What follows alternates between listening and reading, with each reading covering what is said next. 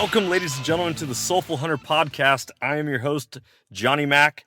Through this podcast, I am on a mission to transform lives through primal adventure and to spread my mission of mentorship is conservation. This podcast is powered by Washington Backcountry, a resource for all hunters new and old. To find out more about Washington Backcountry, go to wabackcountry.com or search for Washington Backcountry on Instagram, Facebook, and YouTube. Ladies and gentlemen, welcome back to another episode of the Soulful Hunter podcast. I'm coming at you live from the Mule Deer Foundation booth here at the Western Hunting and Conservation Expo in Salt Lake City. This is the very first time I've ever been down at this expo, and if you have never heard of this or been to this expo, you got to make your way down. I'm here sitting with two fantastic gentlemen today. We got the Director of Conservation, Steve Belinda, and JJ Hinton, who's the Outreach Coordinator and the R3 Director for Mule Deer Foundation. And we're going to be talking about conservation groups and how to get involved, but also the vision of that adult onset hunter recruitment, mentorship, and we know that mentorship is conservation, and we know the power of how hunting can transform lives through primal adventure. So, guys, thank you so much for being here. Steve, JJ, really appreciate it. Steve, go ahead and introduce yourself a little bit, how you got connected with the Mule Deer Foundation. Yeah, well, thanks, Johnny. It's really a pleasure to be your guest, and I've been part of the Mule Deer Foundation for a long time. Biologist by training and skill, it's what I went to school for. I've worked as a biologist for the federal agencies. I've worked for nonprofit groups. I've run my own consulting firm. I'm starting my 30th year in conservation. And so through that time, I grew up in Pennsylvania, was a big hunter, big angler, had 5 brothers. My dad used to come out west to go hunting, mostly for elk, but, of course, you get enamored and infatuated with the whole going to a different place, to these big mountains and shooting magnificent animals and just, seeing all the slides. And it was slides back then. Right. So, and, we used to take family trips. Yeah. Yellowstone, those sorts of things. And, I often tell people, I said, you ever felt like some place is just home, even though it may not be where you grew up? That's the way I've always felt. I always say that, that Horace Greeley, go west young man, and then the John Denver, he came home at 27. Yep. I moved out to the Rocky Mountains permanently in 1993, but I had been working out for the Forest Service and actually worked on a dude ranch in Colorado, when I was an undergrad. And, as soon as I was able to, with the support of my family, I said, what, my life's out west. And as soon as I was working for the Forest Service as a biologist, and, part of working for the Forest Service as a biologist is you're a habitat manager. And so, when you're looking at habitats for the Forest Service in Wyoming, you're automatically thinking mule deer, pronghorn, elk. We had a burgeoning moose population at that time, so it was one of those things that I really started looking at where mule deer are at. They're in that, the brush country, the sagebrush, the open areas, the rolling flats. And, of course, I was familiar with Jack O'Connor and a lot of the other outdoor writers through the years because I read Outdoor Life, Field and Stream, watched American Sportsman and that, and just really became so fascinated with the places mule deer live and actually the animal itself. When you think about growing up as a whitetail person, you look at the difference between how white-tailed deer act, where they live, and mule deer. It just becomes and then of course the forked horn. And back then it was nothing for me to see 15, 20 good bucks in a week out walking doing my work for the Forest Service. So then as you get a little older and you get a little wiser and you get a little bit more spending cash in your pocket, you start to look to support organizations. And the Mule Deer Foundation started in 1988. They were an organization that I looked at and said, God, this could be like the next elk foundation. And so I started to support it. And then long story short, which I don't do very often, so I guess you're lucky. I started when I was working as a biologist. We're always out there looking for partners, and so we would always go to the species groups and the habitat groups, seeing if they wanted to help fund our projects. And then when I went over to the nonprofit world, mule deer was a big deal, particularly in Wyoming where I was working, because of all the energy development, because of all the migration issues. We were really pioneering some of the work in the late 90s, early 2000s in southwestern Wyoming on long-distance migrations. And I was working with a lot of those researchers and biologists. I was actually, as a federal biologist, helping fund some of that stuff. And so when I got out in the nonprofit, I immediately turned back around and said, we need to make the group I was working for, as it was a partnership group. And we said, the chairman of the board, or the group that I was looking for, said, you need to go get MDF on board. So Miles was a new president, CEO. He had just moved the organization to Salt Lake. I'd been working with him on the Mule Deer working group. I picked up the phone, called him, and said, we need to meet. We met. He came on board, and some of the stuff I was working on trying to maintain mule deer and pronghorn and sage grouse during the course of energy development on our habitats, and also make sure that our policies were aligned at the national level with the future of wildlife and hunting and fishing. And so it just, we clicked. And ever since then, Miles and I have been working, and then, in about 6-7 years after that, I ended up breaking off from being a staffer and ended up starting my own consulting company, and I ended up started consulting for the Mule Deer Foundation. And then just, we reached a point that it was just time to dedicate all of my time to the organization. And, we're in a pretty good growth curve right now. We're doing tremendous things on the conservation side of the house, and we really needed someone with my skills and experience, and particularly my familiarity with the Mule Deer Foundation to step in to help us get to there. So that's the long story how I got here. At the end of the day, I'm a biologist, I'm a hunter. I got fascinated with the West, and particularly the Rocky Mountain West as a very young adult, and 29 years later, here I am. Yeah. Yeah, I love it. So, JJ, tell us a little bit about your journey to Mule Deer Foundation, kind of your purpose and passion. Yeah, so I'm the new outreach coordinator. I'm a really new employee with Mule Deer Foundation, and I've come over from the manufacturing side of the world.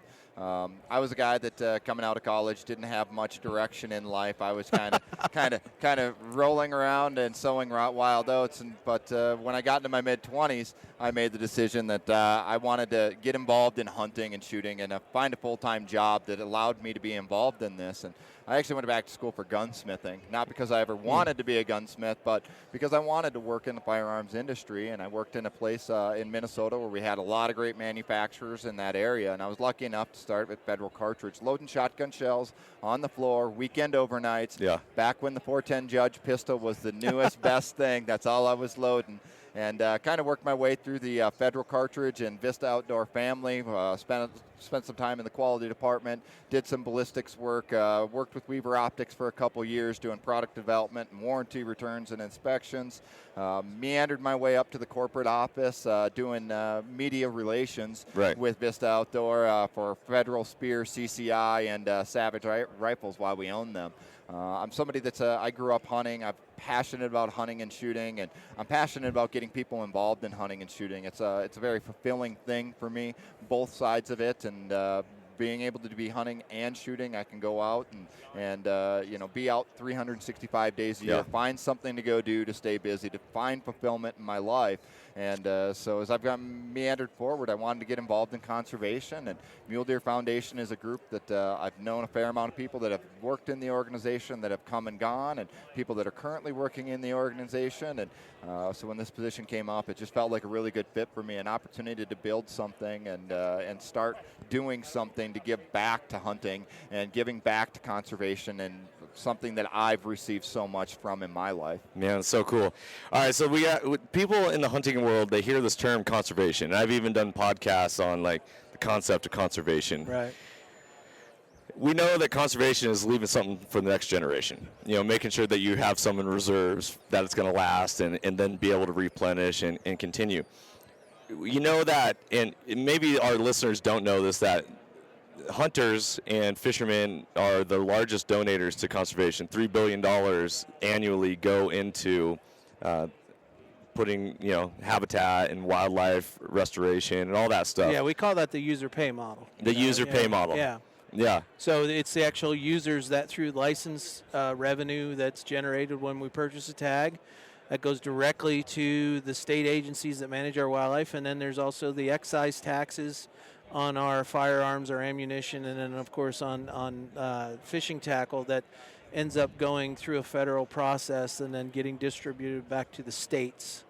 And in a lot of places, state fish and game agencies or state wildlife agencies, depending on what they're called, they don't take any general fund. So they're not subject to the appropriation processes and the budget processes that a lot of the other agencies in a state are subject to. Yeah. And so we can keep some autonomy, and that's extremely important because the managers then, the professionals that are tasked with managing fish and wildlife, can do what they do without political interference, and so it's really important that this user pay model is continued because that funding is so essential to the future of our fish and wildlife. And we all know we can't hunt or fish unless we have good, healthy populations, well-distributed populations that can sustain and withstand some pressure from harvest. Right.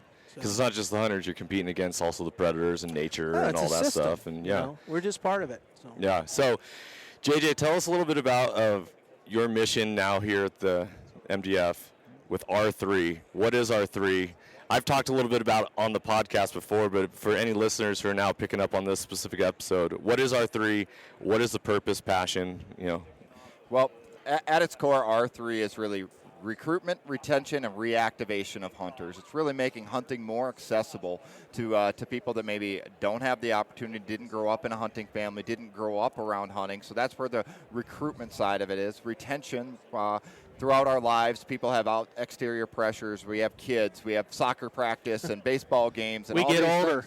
Yeah, that compete for time, and maybe we fall out of it. And then just retention of people that currently are hunting. Not everybody that's going out hunting is alpha hunter that wants to hike up the side of the mountain and shoot the biggest animal. Some folks just want to go have a guy's weekend with some friends, and hunting is the catalyst that allows or a gal's them to do weekend. That. Guy or gals, yes, weekend. Thank you, Steve. Yep. That was very important to make sure we sorry. get in there. I failed on that side. I do that all the time, but I like Yeah. catching other folks. Yeah, absolutely. But so just just finding ways that we can get more people involved. We have a real problem looming on our future right now that if we look and we see the hunting numbers as the boomer population starts passing away and falling out of hunting, we're going to see some massive declines in the number of hunters that are our field. And when we look at how Pittman-Robertson funds are allocated, license sales are a big factor in that, and as well hunting equipment, firearms, ammunition, archery equipment, the federal excise taxes paid on that equipment are really what fills the coffers for wildlife habitat. So as we have a decreased number of users, we're going to have a decreased number of amount of funding to work with to be able to do habitat work on the ground. Right. So it starts to double down and becomes a snowball effect if we don't get ahead of it. So we're really in the last 10 years starting to, within the industry, work hard on R3 efforts, and R3 looks different. It can take a lot of different forms. It can be a steadfast program like QDMA runs, their Field to Fork program, where they're activating foodies and bringing out and cooking venison at a farmer's market, and that can be one angle of it. But for us, we have our Muley program, getting kids involved in shooting, hunting, outdoors activities. That's a prong of it. We can do things. Here at the podcast, we talk about the primal adventure of like what it does for your soul. The Soulful Hunter. Correct. Is that it is all-encompassing. It doesn't just the food to feed your stomach, but it's the food to feed your soul as well as what you get out of hunting. We call going back to the mountains in my group of friends and my family refreshing our souls so that we can get through the rest of the year. Yeah. Now, I'm pretty fortunate that I can go to the mountains quite a bit because I live at the base of some of the best mountains in the in the Beartooth Mountains in Montana. But exactly. When you look at how hunters have evolved, the culture of hunting in this country. We basically didn't have any regs. Then it was sportsmen that said, hunters that said, we got to do things to restore. That's where, we often refer to it as the Pittman-Robertson Act, but it's really the Federal Aid in Sport, Fish, and Wildlife Restoration, that Restoration Act. We decided to tax ourselves, and then we figured out a way to make it useful. But, as long as I've been involved in this R3, I keep telling folks, don't let a bunch of old white guys tell us how to recruit. Bingo. Retain. We might be able to reactivate some old white guys that don't hunt, but really the first two R's, we have to understand what's going to appeal to the people that are going to replace us. Yeah, different and audiences. Be recruited. And oftentimes it's not the same things that got us interested in hunting, because we've all changed. I mean, I hunt for completely different reasons now than I did when I was 12 years old. Right. Well, and that's the evolution of a hunter, and there's a lot of data out there that talks about that. As our skill sets change and evolve, our passions change and evolve. But we have a lot of variance in the people that are interested in hunting. Some folks want to be the raw alpha hunter. They want to shoot the biggest buck, hike up the side of the mountain, and that's their bit. Some folks want to just build a freezer with some free range organic meat. Yeah. Right. So there's different audiences out there, and we have to understand that we have to find ways to appeal to those different audiences. Yeah. We have to start to take real looks at the demographics. One of the scariest things that I see every day, and particularly affects us as a Western-facing group, is the fact that the Hispanic population in the United States is the fastest-growing single demographic in the United States. But when we do hunter favorability surveys, that's the singular area where we have the lowest approval rating of hunting as a whole. So I got a funny story on that, if you may. So many years ago, probably 10, 15, California, which has a lot of Hispanics and Asians and all sorts of other minorities, went and put their regulations or proclamations out and printed them in Spanish. Yeah, absolutely. And you guess who went through the roof on that? It was the old guard. Yeah. Oh, yeah. How dare we put this stuff out? And, we had folks that didn't even know that they had to buy a license or let alone follow rules. And, I've spent enough time that they say, if we knew this, and I'm not getting into whether you should learn how to speak English if you move to this country or if you're visiting. This was just, can we portray information in a way that it reaches people that are actually doing this stuff or could be recruited to do it? Absolutely. And I knew the director at the time, and he took a beating over it. And he said, I'll never do that again. And it's just like, wait a minute here. I get all the things out there, the jingoism and everything else, and I'm not judging anyone on it. But shouldn't we be trying to do whatever it takes to get as many people into at least understanding what hunting and fishing is, but more importantly, underneath the user pay model, participating, because that participation leads to our ability to manage populations and to keep it going for generations. Well, and conservation's not just about hunting, and I think that's something that we as a group kind of get hung up on, and we forget that we have a lot of non-consumptive users that are sharing the same spaces. We got folks that want to be out bird watching, they want to go hiking, they want to go biking, and they are fulfilled when they see wildlife, when they experience that. And so we have to find better ways as an organization and as an industry to connect with people that maybe don't think like us on one issue, but the other 90% of the topics they're on board with us on. They want clean water. They want good wildlife habitat. They want healthy deer herds. Those are important things. And so we as an industry and we as an organization are taking a real hard look at ways that we can do that and reach out to people that we're not currently having a dialogue with, because they have a seat at the political table just as much as we do. Well, here's interesting that you bring up a really good point right here is, why aren't these people then members of the Mule Deer Foundation? Why can't they be? You know what I mean? Because if ultimately they want to, be out in nature with all this stuff, where more people involved is better. So going back a little bit, I'm an adult onset hunter. I've been hunting 5 years. Why do I want to join the Mule Deer Foundation? Why do I want to get involved with these different conservation groups and organizations and different stuff like this? And I'm a hunter. You know what I mean? So how is it that, talk about it. Do you care about clean water?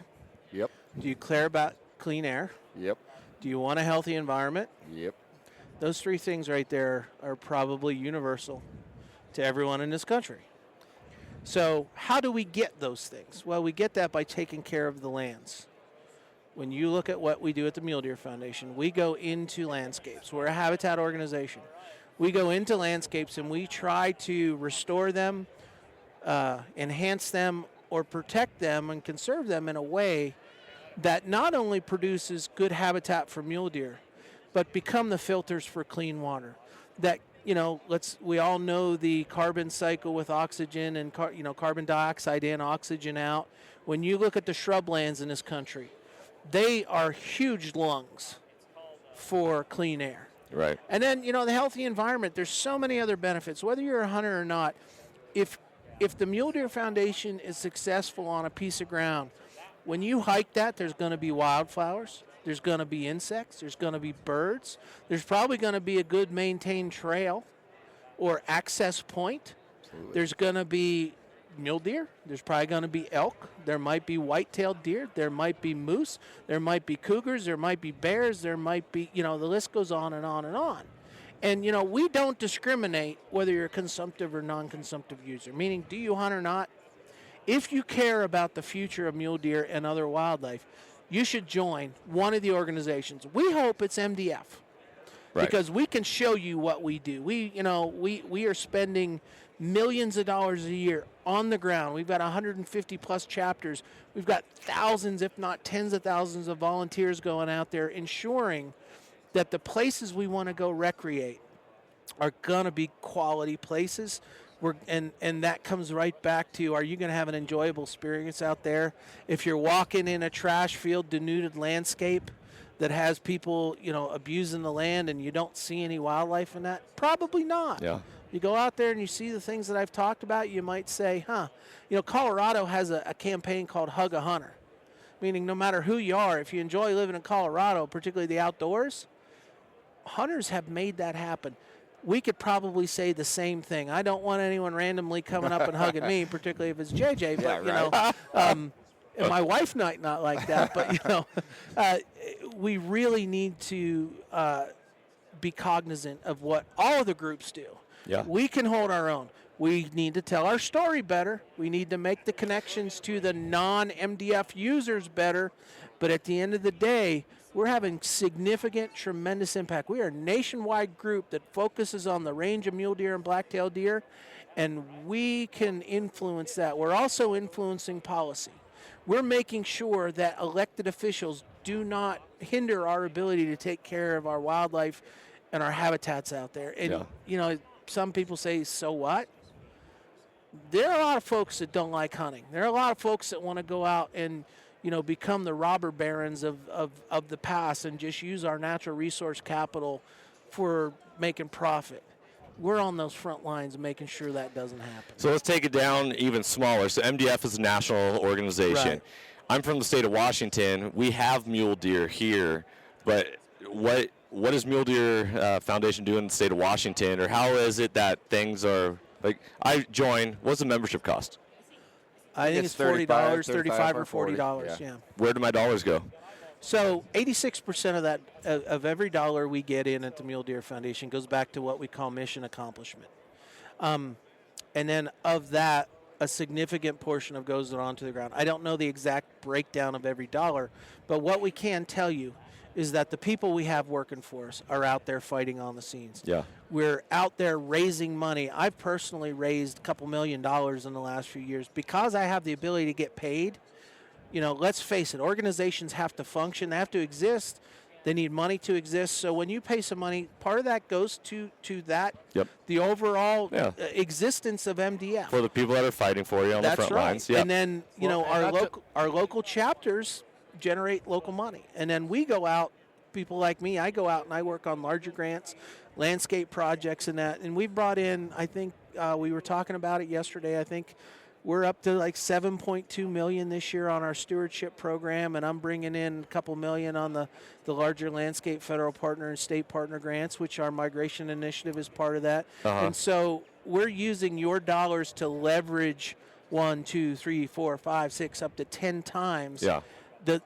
Getting into the specifics of Washington, oftentimes we allow those volunteers and those chapters in our regional director to tell us where in Washington those funds should be. So is it like a part of the, I know Wild Turkey Federation, 20% stays to the local chapter, the rest goes to the national chapters and stuff like that. We have a formula based on your net. I'm not really. It's a chapter rewards Yeah. program. I'd have to grab one of the RDs to get the Yeah, exact numbers. But yes, there's a segment of money that stays with the local chapter, and then there's a segment of money that comes back to and the then they can national. apply for grants Absolutely. from the national to then Right. really make some impact. Right. So some of our larger stuff and some of our more complicated stuff, prescribed burns, conservation easements, some of the stuff that's over the ability for local chapters to pay for, we can often fund out of a national account. Mm-hmm. That national account is funded through auction tags. We sell tags on behalf of the state.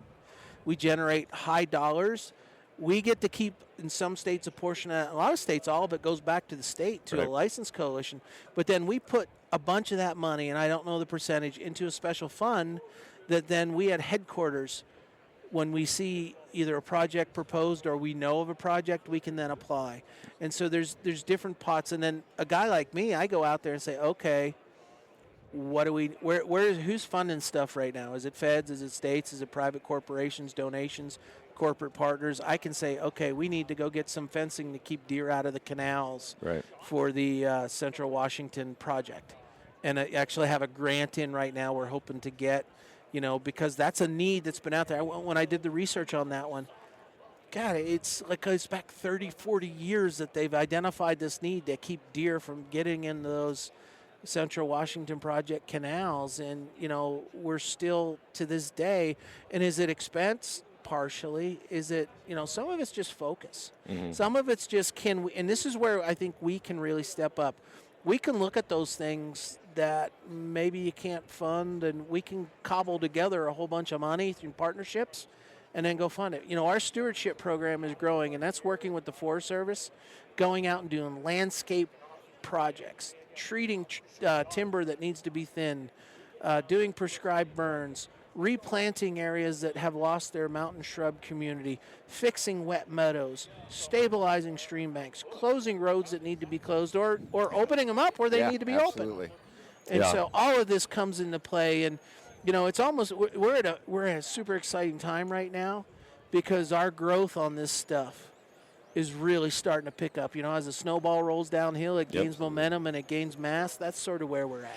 So the other thing I like to think about, and I know, being a school teacher, the squeaky wheel gets the grease. Yeah. So if I get a student that acts up a lot of the times in my classrooms, well, obviously they get a lot more of my attention because, the show must go on, and we need to make sure that we continue this. Do we as in like the general public, if we want to really make a difference, do we need to be a little more squeakier in our local states or chapters nationally? Like what do we need to do in the recruitment aspect? Like, hey, here, I'm a hunter, listen up. Like, Well, let's that's do what this. organizations like MDF is, allow a voice. I mean, we as singular voices have very little individual power, but by banding together and getting involved in organizations like MDF, your voice is multiplied. So your dollars that you spend for membership are now multiplied. So when our volunteers go out and want to work in the field, there's the funding to be able to get the equipment that's needed to do a project, just as much as there's now there's a lobbyist that can go and testify about in front of Congress or in front of your local legislature or at your local county conservation board. There could be somebody there that's representing you as hunters, and that's where the value of joining a group like MDF, RMEF, NWTF, pick a group, just to get involved in some sort of conservation organization. So I was a federal biologist for 16 years, and we worked on a lot of stuff that you put out for public input in areas that, and oftentimes no one would show up. Don't expect someone's going to show up and voice your interest. Show up. Get together with your friends and say, you know what, we're going to go down to the Forest Service meeting, or we're going to go to the season setting meeting, or we're going to go down and tell them we want to see more action on this issue.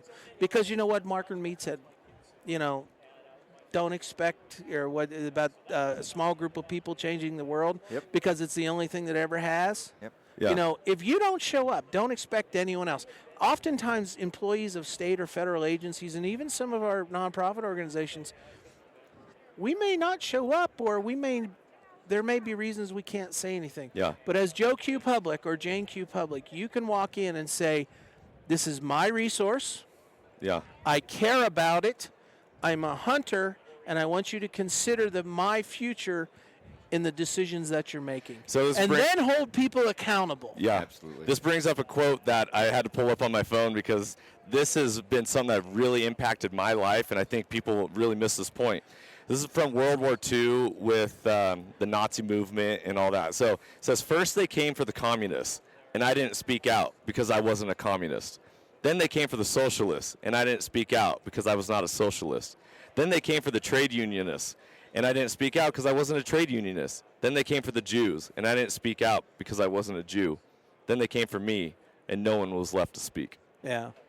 Well, it's we don't have to be hunters to stand up for wildlife in public places and good, clean air, clean water, healthy environment. But what we need to do is speak up. I mean, we live in the greatest democracy in the world. Yeah. Democracy only functions if people speak up. When in 7th grade civics, we learn what is the citizen obligation underneath the Constitution: petition your government, run for office. We all remember that stuff. I don't think we all do remember that. So this is good information. Don't just cut short on that. I assume everyone remembers it. I actually was a pretty good civic student, but or as they call it, social studies now, or whatever. Yeah, but the whole point is. Don't expect anyone else to stand up for your beliefs. This is a country where we can say what we want within reason. Yep. Can't yell fire in a crowded theater. Absolutely. Can't yell bomb in an airport or something right. like that. It's getting worse, and rightfully so, because it's all the things we're dealing with. Don't cough right now in an airport with what's going on with coronavirus. At the end of the day, if we don't care enough to speak up, then you cannot complain when things happen. And, it's election year. We're not allowed, and nor do we want to get involved in electioneering politics. Absolutely. What I tell folks and what we tell folks is know your issues. Vote for the person you think is going to do best. For me, it's the environment. That's one of the top of the things that I look at for in using those things that the Constitution gave us. Standing up for what you believe in. Don't make it personal. Don't make it right or wrong. Have civil discussions. But you know what? Our civil servants are there to manage public resources. These resources, fish and wildlife, belong to all of us. Mm. And I guess in Texas you could say there's a little bit different opinion of that. Yeah. But even so, if you believe that someone's doing something good or not good, go talk to a biologist. Go talk to a forester. Go talk to these officials. So I think with it, the new hunter aspect is, twofold. One, people are afraid they live a comfortable life. It's too easy to not get involved. Right. It's too easy to I'll let someone else speak up. But at the same time, why is it so important? And your voice matters. Steve, your voice matters. Thanks for being here today. Yeah. JJ, your voice matters. And all you listeners out there, your voice matters. It makes a difference. Yeah. And so without you here, this world's missing something. Yeah, absolutely. So, I fortunately or unfortunately, depending on how you look at the policy world and politics, I get the opportunity to go back to Washington, D.C. and even into, to see how it functions and go brief, folks on issues important, usually fish and wildlife issues or hunting issues.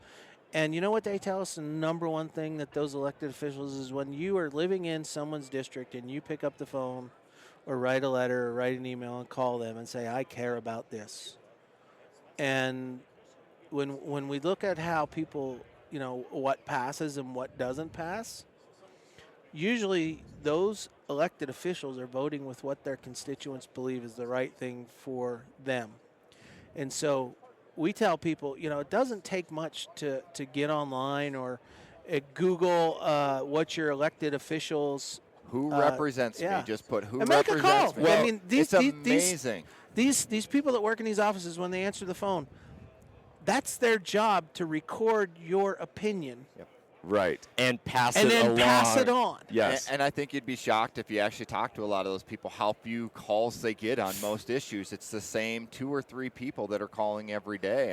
And the squeaky wheel gets the grease. And we've been told so many times, if your community would call us the way this other community would, we would. I mean, Wild Horse and Burros is one that, is extremely controversial. Horse lovers are active. Yep. When issues come up with wild horse and burro management in this country, They're all over it. they flood the phone lines. I mean, I have watched them shut down switchboards in D.C. because they're calling in and they're expressing their opinion. And guess what? They're effective. Yeah. You know, at the end of the day, it doesn't take much. Send an email. So But it's better to write them or call Right. them. So in my A research, 30-second email. yeah, in my research, so talking about the emails or the phone calls, Sportsman's Alliance, they on their website have it broken down. Click on the state, click on your region, and it pulls up all your elected officials, and it also has a bunch of pre-written emails or drafts of like, Yeah. you know, if you don't know what to say, copy and paste and then attach your name to it. But like listeners, that's a resource for you to go to on behalf of what you believe in. And just a little side on that. That's the old postcard, send. If you can just modify that a little bit to make it a unique comment so that the elected official know it's your voice from where they're at, it's going to be so much better than just hitting send. Yeah. Just put one line in there. And, hey, I grew up in Palookaville, Yep. and I voted for you in 67. And, they're going to know you're a real person. Yeah. And that you're not just cut and pasting what some special interest group out there is doing. You are taking the time. Although we're going to hand you the information, they are taking the time to send a unique comment from a constituent that actually has a vote. What do politicians care about? They care about votes. That's right. Yeah. And they care about what their constituents want. Third one's money. Yeah. So absolutely. that's what it comes back to, supporting things you believe in. And having a voice. So we always talk about in the Soulful Hunter podcast world is being an advocate and an ambassador for what you love. And it is not taking a back seat. If you love it, Just pause. We'll cut it. Yep.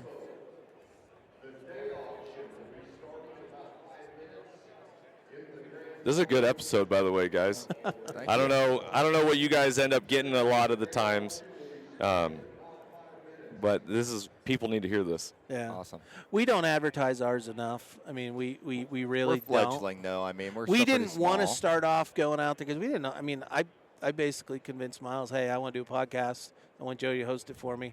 Yeah. Okay. Do you know what you're doing? No. I know what equipment because I called some podcasters and said, what are you using? That's why everyone has the H6 and the same. I know. So. I'm like on the verge of like investing into that, but that's Okay. that's another.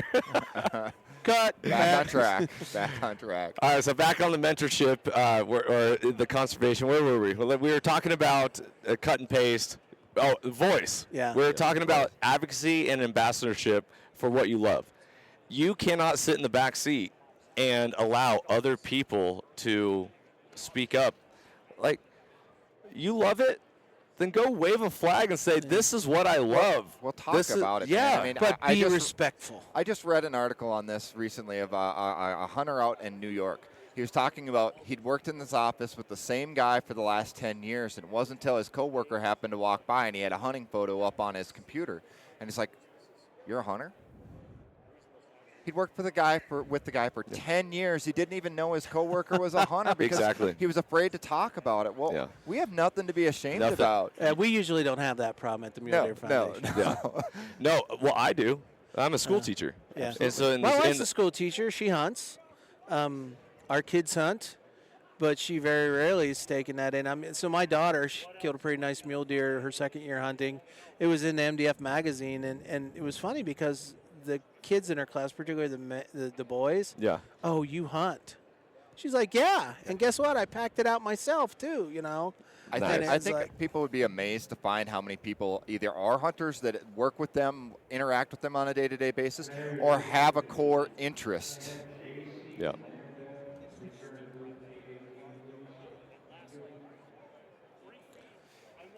It's amazing how many people have a core interest in hunting, and if they don't want to become hunters themselves, they're interested in what we do and our motivations behind it. My wife works in the medical tech field, and she's recruited new hunters from inside of the hospital that she works at just from talking about this is what my husband and I go do is we go hunt, and all of a sudden it's, oh, you go hunt? And Right. next thing you know, Right. can I go along with you? And, Yeah. well, sure. Well, you don't have to buy a license. You don't have to buy a gun. Here's a pair of hiking boots and a vest. Come walk with me for a day or for a weekend and hang out and hunt. So I used to work at REI, and I rock climbed, I backpacked, mountain bike, snowboard, all these different things. You want to know the best way it was to get someone to start rock climbing with me? Is providing the gear for them. Yeah. A lot of the times. It's And like, how so I many always of bought us? 2 of everything so that there was no excuse. Like, hey, I got you covered on this. And I've got more gear in my ammo and hunting closet that I haven't worn in 5 years. Oh, we that don't I'm get like, rid of anything Yeah, in the no, hunting we're community, horrible so. about it. But, somebody says, hey, I'm kind of interested. Oh, here, I've got a hunting jacket for you. Yeah. I've got a pair of boots. I've got a pair of waders. I've got decoys. I've got something. We're hunters. We're passionate about what we do. Let's talk about what we do and be proud of what we do, because absolutely. once you get hunters talking about hunting, we'll go on for hours telling the story about what we We're did last storytellers.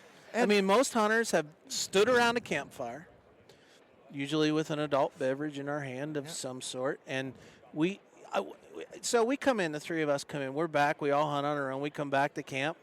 I'm not just going to say, tell me about the shot, JJ. Absolutely. No, what happened? We left this morning at the trailhead. You're going to go through, well, I was walking up, I caught some scent, or I saw some tracks. And I bumped an owl, and I then saw 6 an hours eagle. later, you're going to get to, oh, no, and I finally caught up to it. But, and so storytelling can make things interesting, regardless of the subject. Yeah. And so we have to use that innate ability that most of us have as hunters and storytellers to transfer that to make what we do interesting, so that what do people do? They care about what they know what they're intrigued about, and they're intrigued based on a lot of different things. Most people are inquisitive. We're going to run into 20% of the people that say, you know what, hunting's bad. You know what? And then there's 20% that said hunting it should be the only thing in the world. It's that middle bell curve, 60% Absolutely. that all support hunting. They may not support certain types of hunting, or different. But when you look at the stories we can tell, the things I've seen in, God, how long have I been hunting now? Going on 40 years. I could tell stories till your heart's content. And people listen. And oftentimes it gets in the way of getting some work done, but, you never have a whole lot of people unless your boss say, you know what, let's stop you there and not say this. So I do some mentoring. I'm a hunter ed instructor, bow hunter ed instructor. I've got kids. I've had nephews and young adults, and even some older adults that I've taught to hunt. One of the programs that I work with is called Conservation Leaders for Tomorrow. Okay. It's put on by the Max McGraw Foundation Wildlife Management Institute. It is intended to take people that work in the natural resource field at any level. Could be a director of an agency down to someone that just entered the field out of school. Teach them the role of hunting and conservation. But as we do that, we put them through hunter ed.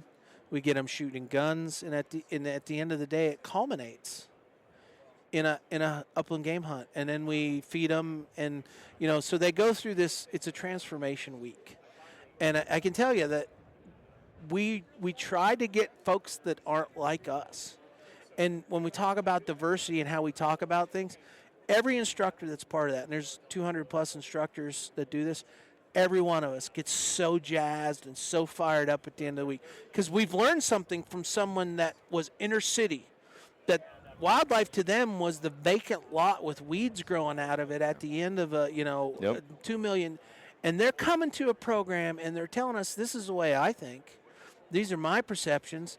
They challenge us on our perceptions and thinking. But at the end of the week, whether they hunt or not, we don't force them to do anything that they don't want to do. Whether they come away with it, and most of them have some sort of experience. Absolutely. It changes the game.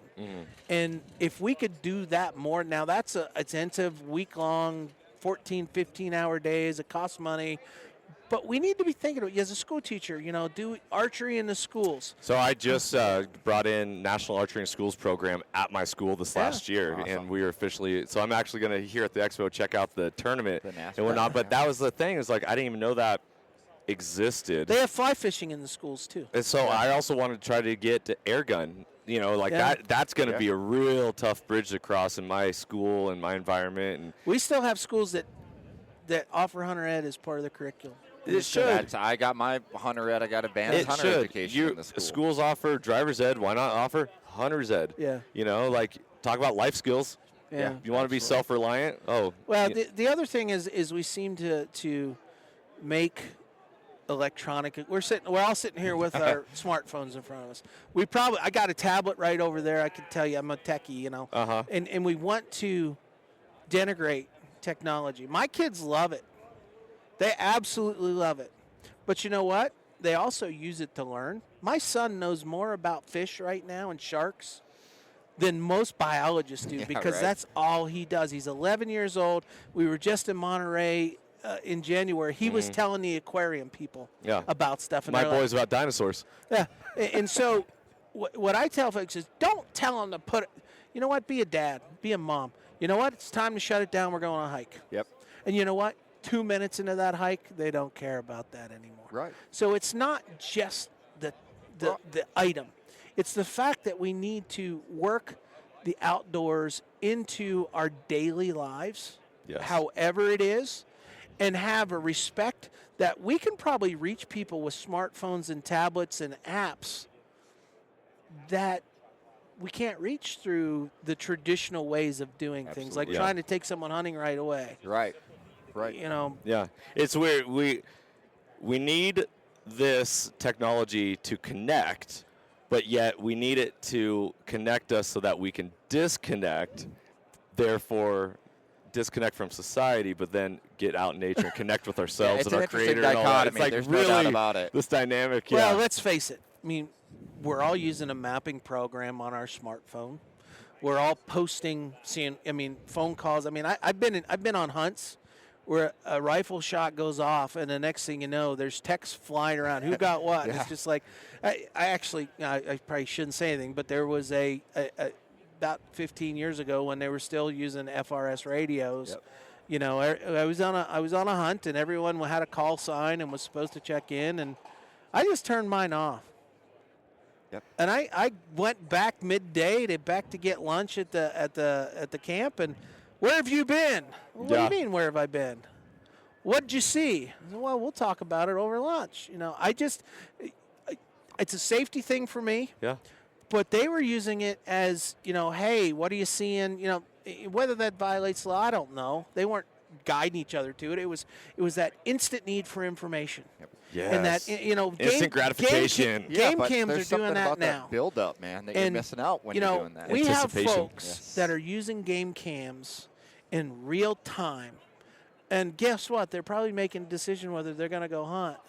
Wait a minute. What about I use them because I like wildlife pictures in our backyard, but I'd rather go out. I don't care to know what's on a piece of property before I go out there. Yeah. And that may be the old school, but I've just seen so much of the other side. And you know what? I learned so much more. Yeah. And when I take folks out, I'm showing them flowers, I'm showing them tracks, showing them scat, you know, showing them how fire has burned through the environment, how it's coming back. And look how that bluebird's picking out that tree versus that tree. And, you know, why is the deer using that trail versus this trail? And, you know, That's mentorship. Well, it's mentorship. Immersing yourself into the activity. And go out, you know what? That's that refreshing the soul, getting back to the Soulful Hunter podcast. It just really is. It's so much more than killing something. It's so much. I mean, it's so much more. Preach it. And let's go. at the end of the day, how do we get people to understand that? Unless we take them, unless we show them, unless we talk about it the right way, unless we don't back down when challenged, unless we speak our voice, make people know that we care about this stuff, we want it to continue, and we reinvest. Yeah. You know, whether we reinvest with money, time, or other resources, we have to do it because look at the trend. Yep. The trends are going down. The average age of hunter in this country is over 60 years old. Yeah. So we need to do the R3 things. We need to have the younger generation, the adult onset hunters. I mean, hey, I've been doing this a long time. I'd love to see someone like you, Johnny, pick up the torch and run with it, because you're going to recruit people that I can never reach. This is my mission. Yeah. Mentorship is conservation. That's why I'm here. Yeah. I'm here. Like, the expo is cool and all, but I'm here to, like, spread my mission, our mission. I want hunting to last period. Right. Yeah. I want it to be It around. just starts by having a conversation. You were doing a seminar yesterday. I stumbled in and listened and chatted with you and chatted with a couple of people at your seminar. And I had to run at the end of your seminar and go. And a couple of ladies that were there at your seminar came and tracked me down on the show floor afterwards to follow up because I'd said one thing in that little conversation, maybe a paragraph worth of speaking that spoke to them, that they wanted more information. And then we just sat and jammed for 20, 30 minutes with those folks, getting them information, helping them find people that fit what they were looking for. And that's where our strength is for people like us that are in this industry, in this world. We have a ton of connections. We have friends in all the different organizations. All you have to do is reach out to one of us. We want to tell you spider web. how to find somebody. Yes. What do you need? We can get you there. Yeah, absolutely. Well, and you get like me, pushing on my, getting ready to start my 4th decade next year. People go, how do you know so many people? Well, A, you got to have a good memory. Yeah. B, you got to care about them. Yeah, absolutely. And B, you got to be able to activate these networks that are out there and not be afraid to pick up the phone and say, I'm having issue A, can you help? Yeah. Or what do you think about doing this? And, I even see it with my daughter. She's not afraid. She doesn't like talking to people. She'd rather text. Yep. And we're losing that skill of communication to each other. Well, so this is what I was gathering from you. Talked earlier about storytelling, and you're talking about you spoke something. Reading articles or reading books is a lot of good information, but people with the instant gratification don't either have the patience or the time, or they're excusing themselves away from getting to the meat. And so this is where us being good storytellers and sharing our passion with others and how we present it, but not over a text message. Yeah. Have a conversation, because that eye contact, that connection with the soul, Communication's 80% nonverbal. Hey, absolutely. Exactly. And my parents, they always said communication is the key to every successful relationship. So if you want to build some successful relationships. And that's when we talk about mentorship and R3 initiatives, that's what mentorship is building relationships with people, allowing new people into our lives. I know myself as somebody that's worked in this industry and guns and ammo, I'm very insulated. Most everybody I talk to is a hunter or a fisher or a shooter and involved. I don't always have a great line of contact with people that are not hunters and fishers. But you know what? When somebody looks me up on social media, looks me up on Facebook or Instagram and sends me a message and asks me a question, I want to talk to them. Yeah. Geez, I want to, and all of us that are doing those things and posting in those places have that ability to speak to people that we're not connecting with now. Yeah. So, well, how do you want to grow? Make yourself uncomfortable. yeah, absolutely. Challenge yourself. Take that first step. Really go out. If I were to give your listeners advice, Yeah, please do. go out, find someone that doesn't think like you, that maybe doesn't hunt or has, turned away from it, and just have a conversation with them. Have a dinner, have a game feed. Take them out in the summertime before hunting season and take a walk and talk go about shed hunting in the Dude, spring. scouting Go is do the something. best way to recruit people. Everyone loves to go hike, so turn that hike into looking for things that are going to make you a hunter. Yeah, so my wife is a teacher too. Yeah. And she teaches environmental science, so she takes them out. Like I said, we live in a pretty special spot. And she'll go out and she'll teach line transects, browse, scat surveys, and, they'll see grizzly bear tracks. And, a hummingbird will come zooming in, and, they'll see all these things. And those kids are immediately taking pictures of it and sending it back. In the old gray beer world, oh, God, look at them. They're on their machine. But they want to share that with their friends. Hey, Absolutely. Look, I just saw a Look how grizzly cool bear this track. was. Yeah. This is cool. We ought to embrace that. Yeah, absolutely. Hey, great. There's a What place else, for technology and all this, man. I mean, there's a time and a place for shutting it down and getting I away think from that's it. the key and word. clearing There's our a mind. time and a place. Right, but there's a time and a place for sharing everything that we're doing and being more responsible about the pictures that we do post and less grip and grin, look what I killed, and more, hey, look at this sunrise, look at this sunset. Oh, my God, I'm standing out in a slough duck hunting this morning. You could not believe how bad that alkali stink is this morning. Those are experiences that you don't get unless you're out there doing it and Quit share tearing those things. each other down. too. Absolutely. Dude, Everybody man. hunts for different You reasons. shot a little buck. Oh, how Quit you're so judging horrible. each other. We're our worst I mean, in social media, God, let's face it. Yeah. Where you have autonomy and can get away with saying whatever you want. People hunt for different reasons. Absolutely. You know what? I don't care. Did you have fun? You're contributing. I'm glad you enjoyed it. The smile on your face is worth it. I buy enough tags a year that usually the meat doesn't. Yeah. I didn't shoot anything this year. I had, chance 50, 60 bulls. I had a bison tag, a pronghorn tag, deer tags. Did you? Were you with people that filled their tags? Did you ever have that opportunity? Because that's where a lot of fulfillment also can come. Yeah. So usually I wasn't this year because I had a special tag. I actually dedicated some time. But I'll tell you what, I was in a wilderness study area in central Montana. Ran into a big herd elk, and just was sitting down in the middle of this open area watching these elk feeding, and all of a sudden they got up, blew out of there, went about a mile away. 3 guys came up. They didn't know where, they thought they were, that was 4.5 miles in from the other direction. Yep. They're like, oh, we thought we had it. I'm like, they're all hunting cows. I was hunting a big bull.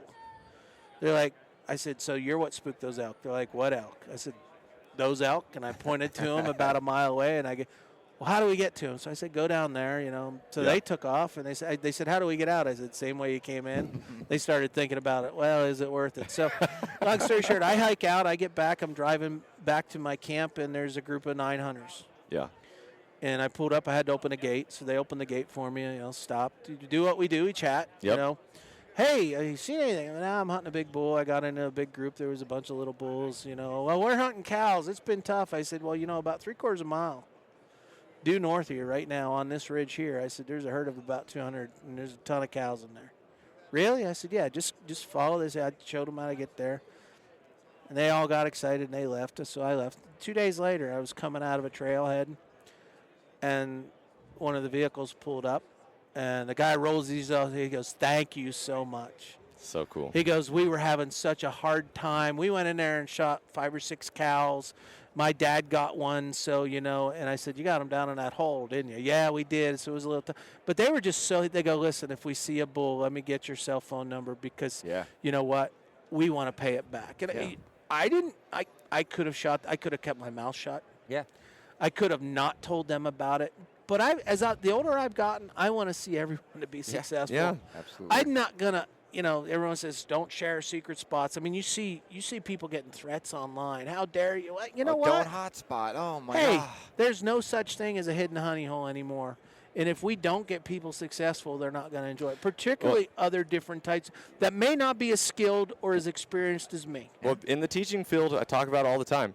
If a child doesn't have success within the first couple attempts, they're giving up. Yeah. And they're not going to return back to that thing. It doesn't matter what it is. Same with hunters. It takes a special person to keep persevering through that. But at the end of the day, if there's not some type of success or reward that's going to keep them going, they're done. So what are those rewards? When we teach athletics, right now in the middle of wrestling season when we're coaching wrestling, what's your goal for tonight? Not for the whole season. Yeah. You should say, what's your goal tonight? It might be, it's not winning. What's your goal? Get better every day. Yeah. So if we go out hunting, you should have an idea of what your goals are. I don't want anything like I did this year, Bo. I want a bull that's of this size, and if I don't get close, I'm not shooting anything. And I ended up eating that tag, but I had a great time. But my goal is maybe I want to make it to that ridge today. Or I don't want to, wimp out and not climb that hill. Right. I don't want to be scared by the terrain. Exactly. And if we do that, then every time you go out, it's a success. Every time you go out is going to inspire you to get back out there. The success will come. As I talk, you cannot be a successful hunter and fill your tags by not going. Absolutely. Correct. You don't get anything sitting on the couch wishing you were hunting. Yeah. Yeah. The courage to just take action. Yeah. Guys, thank you so much for being here, being a part of the Soulful Hunter podcast. How about this? How can you get involved in your local area with Mule Deer Foundation? How can you get involved with R3? Some closing thoughts on that. So first off, if you want to join the Mule Deer Foundation or know more about us, go to our website, www.muledeer.org. There's a place you can join. You can listen to our podcast. You can see all the things you can find on our chapter pages where that's going to be. Okay. You can find banquets. You can find all the events that we're doing. If you're interested in volunteering time, maybe you're not sure if you want to get a membership and spend any money, but you're just looking to volunteer time. Our regional directors, our local chapters doing habitat projects are always looking for extra hands. I've heard some crazy stories here at the show about folks that are doing CrossFit that they want an extra challenge, and a habitat project's a great place when we got 100 pounds of gear that needs to make it up the side of the mountain for folks to get involved. So yeah, just reach out, start there, and take a look at muledeer.org and look at what our chapters are. Find a chapter close to you, make a phone call, send an email, send them a text message, anything, and just reach out and take that first step to get involved somehow. You see someone walking around with an MDF hat, shirt, jacket, go and talk to them. Yeah. Might be a staffer. Might be the president, CEO. Yeah, you never do know around here. But make sure you make those contacts. And, if you don't join MDF, we understand. But get involved. Join something. Give what you can back. Yeah. So. Well, life is about giving, man. Yeah. Awesome. Guys, thank you so much. Stay soulful, everybody. Thanks for being here. Until another episode. If you enjoyed today's podcast, I'd love it if you could go ahead and give this a rating as well as subscribe.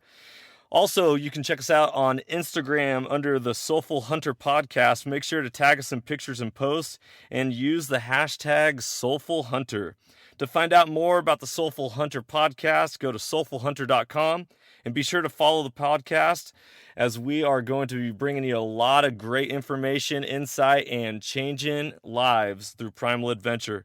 I look forward to connecting with you on the next episode. Stay tuned and stay soulful.